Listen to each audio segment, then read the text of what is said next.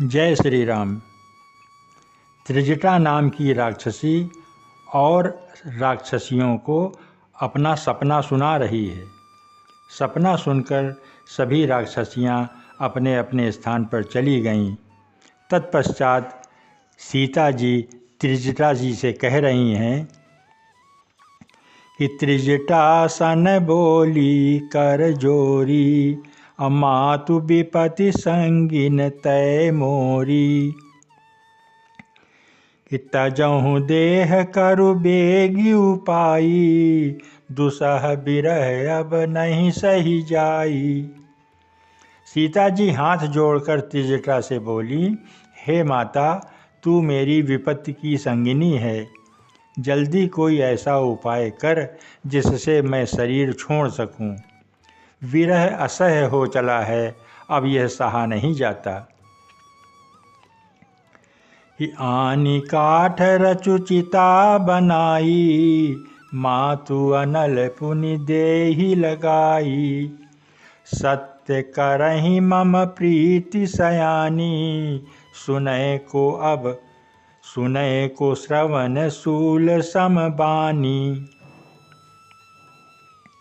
काठ लाकर चिता बनाकर सजा दे, हे माता, फिर उसमें आग लगा दे। हे सयानी, तू मेरी प्रीति को सत्य कर दे। रावण की सूल के समान दुख देने वाली वाणी कानों से कौन सुने। कि सुनत बचन पद गही समुझाएसी, प्रभु प्रताप बल सुजस सुनाएसी।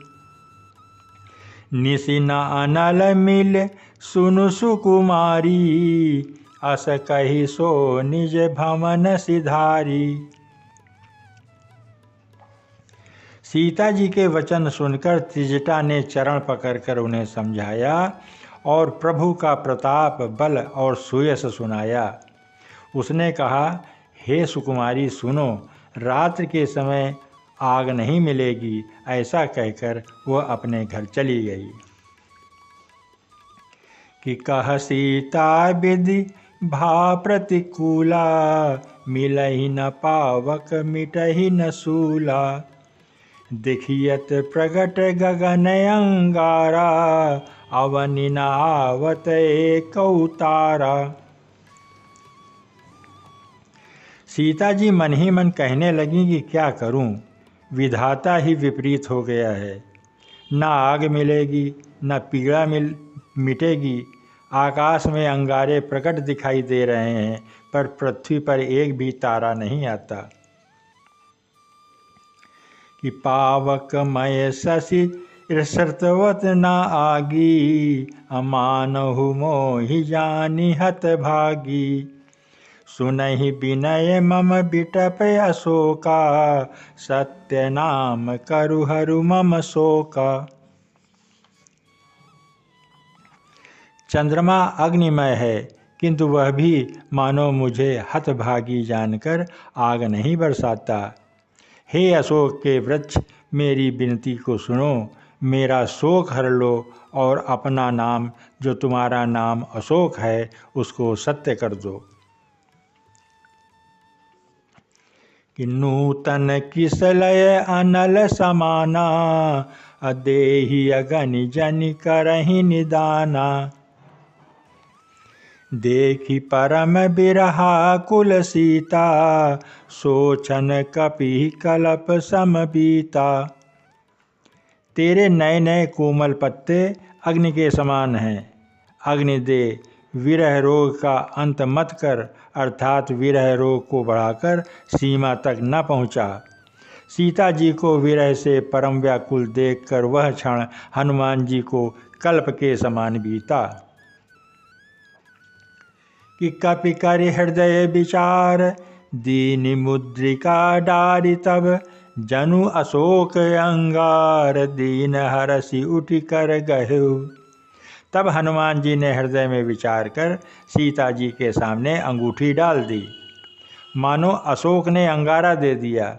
ये समझकर सीता जी ने हर्षित होकर उठकर उसे हाथ में ले लिया। तब सीता जी क्या देखती हैं कि तब देखी मुदिका मनोहर, राम नाम अंकित अति सुंदर।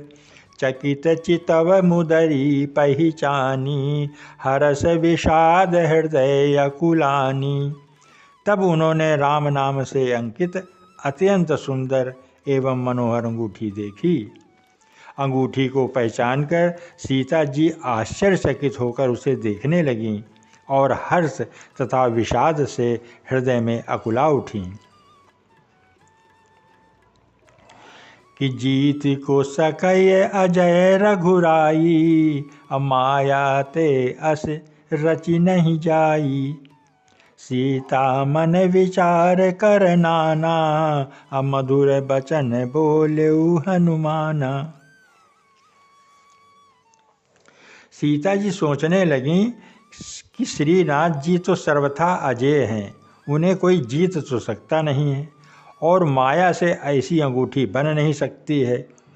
सीता जी के मन में अनेक प्रकार के विचार आ रहे हैं और इसी समय हनुमान जी मधुर वाणी से बोले कि रामचंद्र गुण बरनय लागा, असुनत ही सीता कर दुख भागा। लागी सुनय श्रवण मन लाई, आदि हुते सब कथा सुनाई। वे श्री रामचंद्र जी के गुणों का वर्णन करने लगे, जिनके सुनते ही सीता जी का दुख भाग गया। वे कान और मन लगाकर उन्हें सुनने लगीं। हनुमान जी ने शुरू से लेकर आखिरी तक सारी कथा सीता जी को सुनाई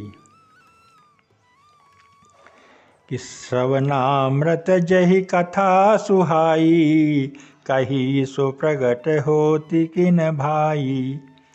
तब हनुमंत निकट चली गयऊ, फिर बैठी मन विस्मय भयऊ। सीता जी बोलीं, जिसने कानों के लिए अमृत रूप यह सुंदर कथा कही, वह हे भाई तुम कौन हो, प्रकट क्यों नहीं होते हो। तब हनुमान जी पास चले गए। उन्हें देखकर सीता जी फिर कर मुँह फेर कर बैठ गईं। उनके मन में आश्चर्य हुआ कि राम दूत मैं मातु जानकी, सत्य शपथ करुणा निधान की। यह मुद्रिका मातु मैं आनी, दीनी राम तुम कह सही दानी। हनुमान जी ने कहा कि हे माता जानकी, मैं श्री राम जी का दूत हूँ। करुणा निधान की सच्ची शपथ करके कहता हूँ कि हे माता, यह अंगूठी मैं ही लाया हूँ।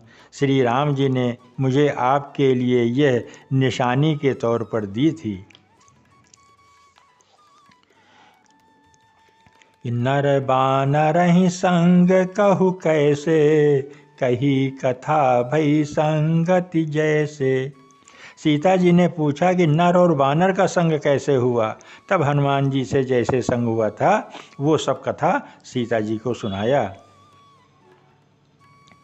कि कवि के बचन सप्रेम सुनि, उपजा मन विश्वास। जाना मन क्रम बचन यह कृपा सिंधु कर दास। हनुमान जी के प्रेम युक्त वचन सुनकर सीता जी के मन में विश्वास उत्पन्न हो गया। उन्होंने जान लिया कि यह मन वचन और कर्म से कृपा सागर श्री रघुनाथ जी का दास है। कि हरिजन जानि प्रीति अति गाढ़ी, सजल नयन पुलकावल बाढ़ी। बूढ़त बिरह जलधि हनुमाना, भयउ तात मोह कहूँ जल जाना। भगवान का सेवक जानकर अत्यंत गाढ़ी प्रीति हो गई। नेत्रों में प्रेमाश्रुओं का जल भर आया और शरीर अत्यंत पुलकित हो गया। सीता जी ने कहा कि हे तात हनुमान, विरह सागर में डूबती हुई मुझको तुम जहाज के रूप में प्रस्तुत हुए हो। कि अब कहु कुशल जाऊं बलिहारी, अनुज सहित सुख भवन खरारी। कोमल चित कृपाल रघुराई, कपि के ही हेतु धरी निठुराई। मैं बलिहारी जाती हूँ, अब छोटे भाई लक्ष्मण जी सहित खर के शत्रु सुखदाम प्रभु का कुशल मंगल कहो। श्री रघुनाथ जी तो कोमल हृदय और कृपालु हैं, फिर हे हनुमान उन्होंने किस कारण यह निष्ठुरता धारण कर ली है कि सहज बानी सेवक सुखदायक, कबहु कसुरति करत रघुनायक। कबहु नयन मम शीतल ताता, होई है निरखि श्याम मृदुगाता। सेवक को सुख देना उनकी स्वाभाविक बान है। वे श्री रघुनाथ जी क्या कभी मेरी भी याद करते हैं? हे तात, क्या कभी उनके कोमल सांवले अंगों को देखकर मेरे नेत्र शीतल होंगे? कि बचन न आव नयन भर बारी, आहहि नाथ हऊँ निपट बिसारी। देखी परम बिरहा कुल सीता, बोला कपि मृदु बचन बिनीता। मुँह से वचन नहीं निकलता, नेत्रों में विरह के आंसुओं का जल भर आया। बड़े दुख से वो बोली, हे नाथ, आपने मुझे बिल्कुल ही भुला दिया। सीता जी को विरह से परम व्याकुल देखकर हनुमान जी कोमल वाणी से बोले कि मातु कुशल प्रभु अनुज समेता, तब दुख दुखी सुकृपा निकेता। जनि जननी मानहु जिय ऊना, तुम ते प्रेम राम के दूना। हे माता, सुंदर कृपा के धाम प्रभु भाई लक्ष्मण जी के सहित शरीर से कुशल से हैं, परंतु आपके दुख से दुखी हैं। हे माता, मन में गिलानी न कीजिए, मन छोटा न कीजिए, दुख न कीजिए। श्री रामचंद्र जी के हृदय में आपसे दुगना प्रेम है। जय श्री राम, जय श्री राम।